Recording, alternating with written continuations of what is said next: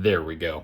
Welcome to my TED Talk on my thoughts on the Bristol race in the NASCAR Cup Series and what NASCAR should do. I'm also making some lovely scrambled eggs here in my lovely cast iron skillet. That is very hot. That's not even cast iron. That's friggin' stainless steel.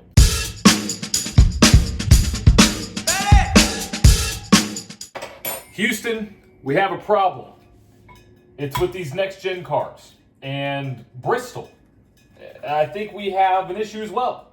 And let's talk about it. So Bristol Motor Speedway used to be one of the most sold-out NASCAR races back, decades ago. And it's been on a steady decline. At least the spring race. The fall race still has a little bit of life to it. But this past weekend's NASCAR Cup Series race at Bristol was abysmal. Absolutely abysmal. And it was because of the fact that the cars aren't suited for these kind of tracks. Enough about the freaking tires. It's not Goodyear's fault. Enough about the drivers. It's, I think, about the racing. And you know how this is being shown to the broader audience? If you saw this race and saw the stands, they were empty. I was honestly a little embarrassed. I was embarrassed by the turnout at the Bristol race because I've been to Bristol twice in the fall. Obviously very different races. One's a playoff race, one's not. One is in the fall, one's in the spring. But I was embarrassed seeing how many people showed up to those two fall races I went to a couple years ago and what this spring race looked like. I was embarrassed as a fan. And I think that we have to figure out what the heck is going on with these cars. How can we make them better? Now, obviously, it doesn't help when one driver leads over 400 laps and goes on to win the race. That's obviously going to be, a little bit more of a boring race. But either way, these tires fell off like 0.4 of a second over 100 laps. That's absolutely nothing. Literally nothing. And if you look at the flip side of this, there were tires, and yes, I'm going to eat like 6 eggs. Wow. There were tires that fell off back, I think it was last year, that they couldn't even keep the tires on the dang cars. NASCAR had to issue more tires to the teams because the tires were falling off so bad. Was that racing product better than this? Maybe, depending on how you view it. So if we do want to talk about the tires, got to test my pan here, make sure it's good to go. Yeah, it is. If we're going to talk about the tires, then let's talk about having either one compound or having multiple compounds. And let's get over the notion that NASCAR's too good to have basically multiple tire compounds. I think NASCAR can have multiple tire compounds like Formula One does and IndyCar. I think we're at a place to where it would enhance the strategy, it would enhance the action on track, and it would add another element of, anticipation, surprise, because let's say you have to run 2 different tire compounds in the race, similarly to other series that are doing, I would say, better than NASCAR right now.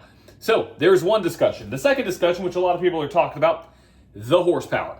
So Denny Hamlin put out a video on Actions Detrimental and his podcast Actions Detrimental talking about how NASCAR basically didn't have the right kind of testing behind this Gen 7 car. And I will agree with him. I don't think we did. And he asked NASCAR, are we ready to put this out? We can make this car great on all tracks, short tracks, road tracks, super speedways. Doesn't matter what it is. Road tracks, road courses, whatever. We can make this car great everywhere. Are we ready? And they were like, yeah, we're good. We're good. We got this. 2 months before, it was the first time that they actually had multiple cars on track in a pack setting. That just screams red flags to me. It screams red flags. And I think that we are in a place, we just scrambled these eggs, I think that we are in a place to where we got to figure out how we can get this car entertaining, because I think there's a way to do it. I think we can make this car better, not only for the fans, better for the drivers, better for the crews, and better when it comes to drivability. These guys can just freaking flat-foot it. Not around most tracks, but I think that this car is easier to drive. And one way to solve that is to have more horsepower underneath the hood to where you actually have to control the throttle going into a corner, going out of a corner a little bit more. It's a little bit more touchy. When you have more horsepower under that hood, you are more prone to wheel spin. You are more prone to more tire wear just because there's more horsepower underneath that. You're going to slide the tires, and that's where skill comes in. I think that we are in a place that we can see this next-gen car kind of evolve into Gen 7.2. I think there's a way to do it, and one way is more horsepower. And I think the first step is crank it up. Let's crank it up to 7,800. Let's see what happens. See what happens with that kind of horsepower.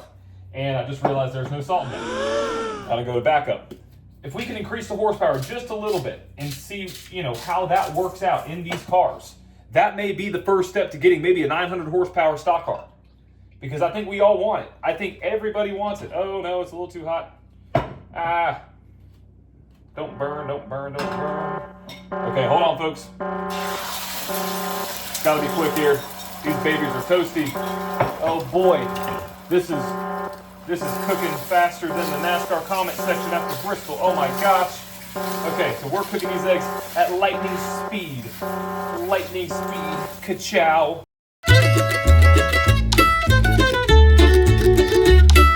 Either way, making some eggs. And so, thinking about what NASCAR can do to better this car, I think the other aspect of this, outside of this horsepower, we can get it up to, I would love to get it to 900, 850, 900 horsepower. Basically, as somebody said in the comments in one of my videos, NASCAR used to be these incredible athletes that used to drive basically fire-breathing, insane motors and had so much power under the hood and all this stuff, and that's gone. That's gone. The days of that are purely past. And we know this just due to the amount of shifting that has gone on in these next-gen cars, the amount of lack of drivability when it comes to power. But also, I think we need to look at a little bit of the engineering aspect of this, because I'm not saying that horsepower is the end-all be-all, but let these teams make adjustments to these cars. Don't turn it into a spec series, which it already is.